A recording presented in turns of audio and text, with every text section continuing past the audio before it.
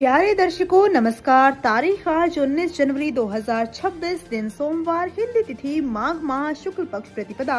आइए नजर डालते हैं हमारे प्यारे राज्य हिमाचल प्रदेश की तमाम बड़ी खबरों पर। वीडियो शुरू करने से पहले कमेंट बॉक्स में जय हिंद लिखकर हमें सपोर्ट करें। तो चलिए शुरू करते हैं। सीएम सुक्खू बोले, स्वास्थ्य क्षेत्र में होंगे क्रांतिकारी बदलाव, 3 वर्षों में प्रदेश बनेगा देश का नंबर 1। मुख्यमंत्री सुखविंदर सिंह सुक्खू ने कहा कि प्रदेश सरकार स्वास्थ्य क्षेत्र को सुदृढ़ करने के लिए जायका चरण 2 के तहत 1300 करोड़ रुपए व्यय करेगी। उन्होंने कहा कि आगामी 3 वर्षों में स्वास्थ्य संस्थानों को विश्व स्तरीय उपकरणों से लैस करने के लिए लगभग 3000 करोड़ रुपए खर्च किए जाएंगे। मुख्यमंत्री पीटरहोफ शिमला में प्रदेश के मुख्य चिकित्साधिकारियों, खंड चिकित्साधिकारियों तथा चिकित्सा अधीक्षकों के साथ आयोजित राज्य स्तरीय संवाद सत्र को संबोधित कर रहे थे। प्रदेश में पहली बार मुख्यमंत्री के साथ सीएमओ, बीएमओ और एमएस का इस प्रकार का सीधा संवाद आयोजित किया गया। लगभग 4.5 घंटे तक चले इस संवाद सत्र के दौरान मुख्यमंत्री ने अधिकारियों स्वास्थ्य सेवाओं से जुड़ी विभिन्न समस्याओं और सुझावों पर विस्तार से चर्चा की। मुख्यमंत्री ने विभिन्न विषयों पर निर्णय लेते हुए मौके पर ही समस्याओं का समाधान किया तथा अधिकारियों को स्पष्ट निर्देश दिए। जाकर मुख्यमंत्री ने कहा कि स्वास्थ्य क्षेत्र को सशक्त बनाने के लिए स्वास्थ्य प्रशासन को मजबूत करना अत्यंत आवश्यक है। राज्य में चल रहा ड्राई स्पेल टूटेगा, यहां होगी बर्फबारी व बारिश। राज्य की ऊंची चोटियों हंसा व कोकसर में जहां ताजा हिमपात दर्ज किया गया है, वहीं अब राज्य में चल रहा ड्राई स्पेल भी टूटने वाला है। 19 व 21 जनवरी से लगातार सक्रिय हो रहे 2 पश्चिमी विक्षोभ के चलते जहां प्रदेश में 3 दिन ऊंची चोटियों पर बर्फबारी होगी, वहीं 22 जनवरी से राज्य के मध्य, मैदानी व ऊंचाई वाले इलाकों में हिमपात व वर्षा होने की प्रबल संभावनाएं जाग उठी है। इसके लिए 23 जनवरी को येलो अलर्ट भी जारी किया गया है। जानकारी के अनुसार राज्य में लंबे समय से जारी सूखे जैसे हालात के बाद आखिरकार मौसम ने करवट ले ली है और इसकी शुरुआत ऊंचे पहाड़ी इलाकों में बर्फबारी से हुई है। बीती रात से लाहौल स्पीति, किन्नौर और कुल्लू के ऊंचे क्षेत्रों में हिमपात का सिलसिला शुरू हो गया है। सीबीएसई स्कूलों में नियुक्ति के लिए परीक्षा करवाने का विरोध प्रवक्ता संघ ने अनुचित बताया, विभाग को दिया सुझाव। हिमाचल प्रदेश स्कूल प्रवक्ता संघ ने सरकार के सरकारी विद्यालयों को सीबीएसई से संबद्ध करने के निर्णय का स्वागत किया है।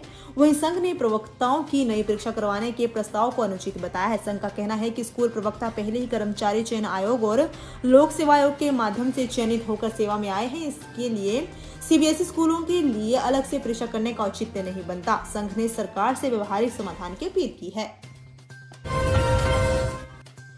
मनाली विंटर कार्निवाल में शरारती तत्वों से निपटेगा एंटी गुंडा सेल, 4 सेक्टर में बांटा गया शहर, होंगी खास एक्टिविटी। विंटर कार्निवाल मनाली में कानून व्यवस्था बनाए रखने को शहर 4 सेक्टर में विभाजित किया गया है। संदिग्ध गतिविधियों व असामाजिक तत्वों पर ड्रोन सर्वेलेंस तथा कंट्रोल रूम से सीसीटीवी कैमरे के माध्यम से भी कड़ी नजर रखी जाएगी। शरारती तत्वों से निपटने से एंटी गुंडा सेल भी बनाया गया है। विंटर कार्निवल 20 से 24 जनवरी तक होगा। इसमें winter queen, voice of carnival के अलावा महिलाओं की महानाटी होगी। इसके अलावा कार्निवाल परेड मुख्य आकर्षण रहेंगे। इसमें पूरे देश की झांकियां देखने को मिलेगी। कानून व्यवस्था बनाए रखने को मनोरंगशाला, रामबाग को सेक्टर 1, मॉल रोड व इसके साथ लगता Manu market area, सियाली, Mahadev market, mission अस्पताल, डायमंड चौक व बस स्टैंड मनाली को सेक्टर 2, आईबैक्स चौक से पुलिस थाना मनाली व गोम्पा रोड मनाली को सेक्टर 3 तथा रामबाग चौक मनाली से सर्किट हाउस मनाली व ओल्ड मनाली को सेक्टर 4 में रखा गया है। जयराम बोले, सरकार की मेहरबानी, सिर्फ रिटायर्ड मित्रों पर बेरोजगारों से वसूला 12 करोड़ शुल्क। पूर्व मुख्यमंत्री और नेता प्रतिपक्ष जयराम ठाकुर ने कहा है कि सरकार पूरी तरह से मित्रों की सरकार बनकर रह गई है, जिससे प्रदेश के लाखों बेरोजगार युवाओं के भविष्य की कोई भी चिंता नहीं है। प्रदेश का पढ़ा लिखा युवा सड़कों पर धक्के खाने को मजबूर है और मुख्यमंत्री अपनी तमाम मेहरबानियां केवल अपने सेवानिवृत्त मित्रों और चहेतों पर बरसा रहे हैं। कार्यकाल के 4थे वर्ष में प्रवेश करते ही 530 पटवारी पदों के लिए विज्ञापन निकाला गया। इस विज्ञापन के माध्यम से प्रदेश के लाखों गरीब और मध्य वर्गीय परिवारों के अभ्यर्थियों से परीक्षा शुल्क के नाम पर 12 करोड़ रुपए से अधिक की भारी भरकम राशि वसूली गई है। शर्मनाक पहलू ये है कि अभी इन पदों के लिए लिखित परीक्षा तक नहीं की गई है, लेकिन सरकार ने चोर दरवाजे से अपने चहेते सेवानिवृत्त कर्मचारियों को इन्हीं पदों पर पुनर्नियुक्ति देने का सिलसिला तेज कर दिया है। यदि सरकार को केवल अपने ही खास लोगों को और रिटायर्ड मित्रों को मलाई बांटनी है, तो फिर परीक्षाओं का ये ढोंग क्यों रचा जा रहा है। फायर सर्विस कमांड में तैनात कर्मचारी चिट्टे के साथ गिरफ्तार। जिला में 30 सरकारी कर्मी पकड़े जा चुके तस्करी में। राजधानी शिमला में पुलिस ने आर्मी फायर सर्विस कमांड में तैनात चालक को शिमला पुलिस ने चिट्टे के साथ गिरफ्तार किया है। आरोपित हिमाचल सरकार का कर्मचारी है। आरोपित के पास से पुलिस ने 10 ग्राम चिट्टा बरामद किया है। आरोपित के खिलाफ एनडीपीएस एक्ट के तहत मामला दर्ज कर छानबीन शुरू कर दी गई है। शिमला सदर थाना क्षेत्र में दर्ज मामले के अनुसार रात पुलिस टीम गश्त पर थी। इसी दौरान पुलिस को विश्वसनीय सूत्रों से सूचना मिली कि डीसी ऑफिस के समीप आर्मी कमांड एरिया में सेंट थॉमस स्कूल के नीचे संपर्क सड़क पर एक व्यक्ति सफेद रंग की कार में बैठकर स्थानीय लोगों को चिट्टा बेच रहा है। शिमला में हाई वोल्टेज ड्रामा सामान जब्त करने पर नगर निगम के कर्मियों से उलझे तहबाजारी अधिकारी का गला पकड़ा।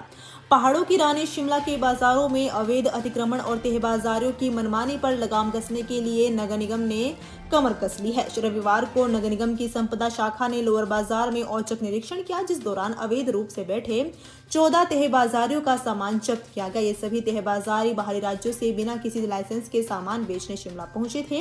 रविवार को जब एमसी की टीम लोअर बाजार में निरीक्षण के लिए पहुंची तो माहौल तनावपूर्ण हो गया। सामान जब्त करने की कार्रवाई के दौरान तहबाजारी अपना आपा खो बैठे और अधिकारियों के साथ उलझ गए। नौबत हाथापाई तक आ गई और कुछ तहबाजारियों ने एक अधिकारी के गले में हाथ तक डाल दिया। महिलाओं और बच्चों के सशक्तिकरण के लिए प्रदेश सरकार प्रतिबद्ध। मुख्यमंत्री सुखविंदर सिंह सुक्खू ने कहा कि पिछले 3 वर्षों में प्रदेश सरकार ने व्यवस्था परिवर्तन के तहत बड़े और साहसिक कदम उठाए हैं। इसका उद्देश्य महिलाओं को सशक्त और आत्मनिर्भर बनाकर समावेशी विकास सुनिश्चित करना है। उन्होंने कहा कि पिछले 3 वर्षों में राज्य का शिशु लिंग अनुपात 947 से बढ़कर 964 हो गया है। ये बदलाव बालिकाओं की सुरक्षा और सम्मान के लिए सरकार के निरंतर और गंभीर प्रयासों का परिणाम है। उन्होंने कहा कि सकारात्मक सुधार ने कई नए और महत्वपूर्ण कल्याणकारी कदमों की नींव रखी है। मुख्यमंत्री ने कहा कि इंदिरा गांधी सुख सुरक्षा योजना के अंतर्गत गरीबी रेखा से नीचे बसर करने वाले परिवारों में जन्म लेने वाली बेटियों के लिए जन्म के समय 25,000 रुपए जमा किए जाते हैं। इसके साथ ही माता पिता दोनों का 2-2 लाख रुपए का जीवन बीमा भी किया जाता है, जिसकी राशि बेटी के 18 वर्ष पूरे होने पर या उसकी इच्छा अनुसार 27 वर्ष की आयु तक मिल सकती है। उन्होंने कहा कि इस योजना से बेटी की अनमोल योजना अधिक सुदृढ़ हुई है। गग्गल बना विस्थापन का बेहतरीन मॉडल। पोंग भाखड़ा विस्थापित अब तक भटक रहे हक की खातिर। कांगड़ा एयरपोर्ट विस्थापन का ये तरीका हिमाचल के इतिहास में बेस्ट मॉडल बनकर उभरा है। अतीत में पोंग और भाखड़ा बांध के विस्थापितों को मिलने वाली परेशानी और दशकों पुराने लंबित राहत मामलों के विपरीत यहाँ प्रभावितों को बिना किसी पीड़ा या आंदोलन के उचित मुआवजा और सुविधाएं दी जा रही है। R&R मॉडल भी पूरे देश भर के मॉडल से अलग है।